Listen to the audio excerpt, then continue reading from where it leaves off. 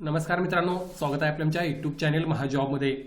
मित्रांनो, महाजॉबच्या आजच्या एपिसोडमध्ये आपण एका नवीन भरतीबाबतचा अपडेट या ठिकाणी घेणार आहोत, ज्यामध्ये सरकारी भरतीची एक नवीन जाहिरात या ठिकाणी प्रसिद्ध करण्यात आलेली आहे. यामध्ये कनिष्ठ अनुवादक असेल, कल्याण निरीक्षक किंवा प्रयोगशाळा सहाय्यक या संवर्गातली विविध पदे भरली जात आहेत, ज्यासाठी कमीत कमी 12 उत्तीर्ण असाल तुम्ही एलिजिबल होता अर्ज करण्यासाठी. सर्व पदांसाठी लेवल पे स्केल तुम्हाला 7व्या वेतन आयोगानुसार या ठिकाणी मिळत आहे. 314 टोटल जागा आहेत. संपूर्ण माहिती आपण आजच्या व्हिडिओमध्ये या ठिकाणी घेणार आहोत. व्हिडिओ सुरू करण्याअगोदर मित्रांनो, मेक शुअर महाजॉब चॅनल नवीन असाल चॅनल नक्की सबस्क्राईब करा. जॉब रिलेटेड डेली अपडेट देण्याचा प्रयत्न मी या ठिकाणी करत असतो. बघा मित्रांनो, ही जी जाहिरात आहे ती या ठिकाणी प्रसिद्ध करण्यात आलेली आहे. Government of India, ministry of railways यांच्या अंडर येणाऱ्या रेल्वे रिक्रुटमेंट बोर्ड यांच्यामार्फत डिटेल सेंट्रलाइज नोटीस ही जाहिरात या ठिकाणी प्रसिद्ध करण्यात आलेली आहे. सो तुम्हाला रेल्वेमध्ये काम करण्याची संधी मिळत आहे. याचा अर्थ तुमचं एक्झाम सेंटर नक्कीच महाराष्ट्रामध्ये राहणार आहे. मात्र तुमचं नोकरी ठिकाण सुद्धा तुम्हाला त्या ठिकाणी महाराष्ट्रामध्ये मिळू शकतं. बघूया पुढे त्यांनी काय म्हटलं आहे. तर बघा, online applications are invited by RRB, जे काय रेल्वे रिक्रुटमेंट बोर्ड आहेत त्यांच्याकडून, इंडियन नॅशनल जे काय एलिजिबल आहेत त्यांच्याकडून ऑनलाईन ऍप्लिकेशन आयसोलेटेड कॅटेगरीतल्या पदांसाठी हे या ठिकाणी मागवण्यात आलेले आहेत. यामध्ये आता विविध पदे मित्रांनो भरली जात आहेत, जी तुम्ही या ठिकाणी बघू शकता. मी मेन्शन केलेले आहेत, ज्यामध्ये चीफ लॉ असिस्टंट टोटल मित्रांनो 22 जागांसाठी भरती होत आहे. जे इनिशियल पे आहे ते तुम्हाला या ठिकाणी बेसिक पे म्हणून कन्सिडर करायचं आहे. हे बेसिक पे तुमचं राहणार आहे. मेडिकल स्टँडर्ड्स आणि एज जे आहे ते ओपनसाठी त्यांनी या ठिकाणी मेन्शन केलेलं आहे, ज्यामध्ये अगेन SC ST ला OBC ला ॲज पर कॅटेगरी रिलॅक्सेशन मिळणार आहे. पब्लिक प्रॉसिक्युटरच्या 7 जागांसाठी भरती होत आहे. ज्युनियर ट्रान्सलेटर हिंदी 202 जागा आहेत. सर्वात महत्त्वाचं पद. अनेक कॅन्डिडेट यासाठी प्रयत्न करत असतात. अनेक कॅन्डिडेट जे मित्रांनो अगेन कोर्टामध्ये सुद्धा असल्या प्रकारची पदे असतात त्यासाठी प्रयत्न करत असतात, ते सुद्धा या ठिकाणी प्रयत्न करू शकतात. त्यांचं सिनियर पब्लिसिटी इन्स्पेक्टर या पदांसाठी टोटल 15 जागा आहेत मित्रांनो. एज लिमिट तुम्ही 18 ते 33 वर्ष ओपनसाठी पाहू शकता. स्टाफ अँड वेलफेअर इन्स्पेक्टरच्या 24 जागांसाठी भरती होत आहे. सायंटिफिक असिस्टंट ट्रेनिंगच्या 2 जागांसाठी भरती होत आहे. Lab assistant grade 3 chemist and मेटलर्जीच्या 39 जागा आहेत, ज्यासाठी 19,900 पे स्केल तुमचा बेसिक राहणार आहे. 18 ते 30 वर्ष लिमिट या ठिकाणी ओपनसाठी राहील. तर scientific supervisor ergonomics and training याच्या टोटल मित्रांनो एका जागेसाठी भरती होत आहे. अशा टोटल 312 जागा मित्रांनो या ठिकाणी भरल्या जाणार आहेत. अर्थात कॅटेगरी वाईज विश्लेषण सुद्धा यांचं अवेलेबल आहे, ते तुम्ही नोटिफिकेशन पाहू शकता. मी फक्त पदाचं नाव तुम्हाला या ठिकाणी पे स्केल, एज लिमिट ओपनसाठी आणि टोटल वॅकन्सीज मेन्शन केलेले आहेत.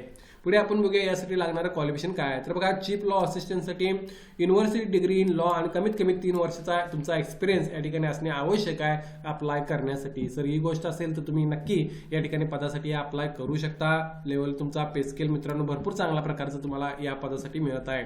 त्यानंतर पब्लिक प्रॉसिक्युटर यासाठी again graduation with bachelor degree in law असणे आवश्यक आहे आणि कमीत कमी 5 वर्षाचा एक्सपिरियन्स या पदासाठी त्यांनी या ठिकाणी मागितलेला आहे.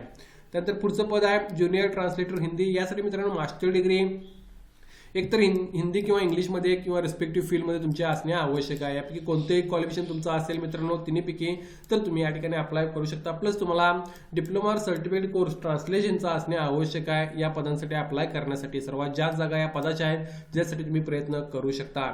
सिनियर पब्लिसिटी इन्स्पेक्टर अगेन यासाठी degree from recognised university and diploma in public relations, advertising, journalism, mass कम्युनिकेशनचा असणे आवश्यक आहे. डिझायरेबलमध्ये 2 वर्ष एक्सपिरियन्स मागितलेला आहे, मात्र नसेल तरी बेसिक क्वालिफिकेशनवर तुम्ही अप्लाय करू शकता. त्यानंतर बघा, स्टाफ अँड वेलफेअर इन्स्पेक्टर यासाठी मित्रांनो graduation plus any one of the following. Graduation कोणत्या विषयामधलं चालेल आणि त्यानंतर डिप्लोमा तुमचा लेबर किंवा सोशल वेलफेअर मधला, डिप्लोमा इन लेबर लॉज मधला, LLB with paper in labour laws यापैकी कोणतेही एक असेल क्वालिफिकेशन तर तुम्ही या पदासाठी अप्लाय करू शकता. सायंटिफिक असिस्टंट ट्रेनिंग यासाठी 2nd class master degree in psychology, 1 इयरचा एक्सपिरियन्स या ठिकाणी असणे आवश्यक आहे. लॅब असिस्टंटचे हे पद महत्त्वाचं आहे मित्रांनो, ज्यासाठी 12वी उत्तीर्ण असणे आवश्यक आहे. और इक्विव्हॅलेंट विथ सायन्स 12वी उत्तीर्ण, ज्यामध्ये फिजिक्स अँड केमिस्ट्री तुमचा सब्जेक्ट असणे आवश्यक आहे या पदासाठी अप्लाय करण्यासाठी. सो 7व्या पदासाठी भरपूर कॅन्डिडेट मित्रांनो या ठिकाणी अप्लाय करू शकतात. लॅब असिस्टंट ग्रेड 2 या पदासाठी, कारण 12वी सायन्स असलेले सर्व कॅन्डिडेट यासाठी इलिजिबल होतील. आणि scientific supervisor ergonomics and training यासाठी मित्रांनो again 2nd class master degree in psychology आणि 2 वर्ष एक्सपिरियन्स आणि या पदासाठी मागितला, ज्याची एकच जागा आहे. त्यामुळे हे कमी लेवलचं पद आपण म्हणू शकतो. इतर पदे मात्र भरपूर जागा त्या ठिकाणी आहेत, ज्यासाठी तुम्ही प्रयत्न करू शकता. आता यामध्ये एज रिलॅक्सेशन बघू शकता तुम्ही. काही पदांसाठी त्यांनी 18 ते 30 वर्ष, काही 32 वर्ष, 33, 35 आणि 40 वर्ष त्यांनी सांगितलेलं आहे, जे ओपनसाठी राहणार आहे. ज्यामध्ये रिलॅक्सेशन SC ST ला 5 वर्ष, OBC ला 3 वर्ष. यामध्ये अगेन एक्स सर्व्हिसमॅन यामध्ये ओपन, OBC, SC ST अपंगांमध्ये सुद्धा एज रिलॅक्सेशन लागू आहे. सो या बेसिसवर तुम्ही तुमचं एज कॅल्क्युलेट करून या ठिकाणी जर एलिजिबल होत असाल तर अप्लाय करू शकता. इव्हन फिमेल कॅन्डिडेट ज्या विडोज आहेत, डायव्होर्स आहेत, त्यांना सुद्धा एज रिलॅक्सेशन या ठिकाणी लागू आहे. आता यामध्ये सिलेक्शन कशा प्रकारे होणार आहे बघा. जे मोस्टली पोस्ट आहेत एक्सेप्ट ज्युनियर ट्रान्सलेटरची पोस्ट आहे ती सोडून इतर पदांसाठी तुमची एक्झाम होणार आहे. त्यामध्ये या ठिकाणी बघू शकता professional ability, general awareness, general intelligence, mathematics आणि जनरल सायन्स बाबतचे 100 क्वेश्चन 100 मार्कांसाठी तुम्हाला विचारले जातील, ज्यामध्ये निगेटिव्ह मार्किंग असणार आहे. 1/3 मार्क तुमचे डिडक्ट या ठिकाणी केले जाणार आहेत. सो या गोष्टी फार महत्त्वाच्या आहेत ज्या तुम्ही या ठिकाणी बघू शकता आणि यानुसार प्रिपरेशन करू शकता. अर्थात डिटेलमध्ये अगेन सिलेबस त्यांनी नोटिफिकेशनमध्ये अवेलेबल केलेलाच आहे. यासाठी एक्झामिनेशन फी बघा. जे कॅन्डिडेट ओपन ओबीसी मध्ये आहेत त्यांना 500 रुपये फॉर्म पे आहे. जे कॅन्डिडेट हँडिकॅप आहेत, female candidate, transgender, ex serviceman, SC ST, minority, economically backward class त्यांना या ठिकाणी 250 रुपये फॉर्म पे आकारलेले आहे.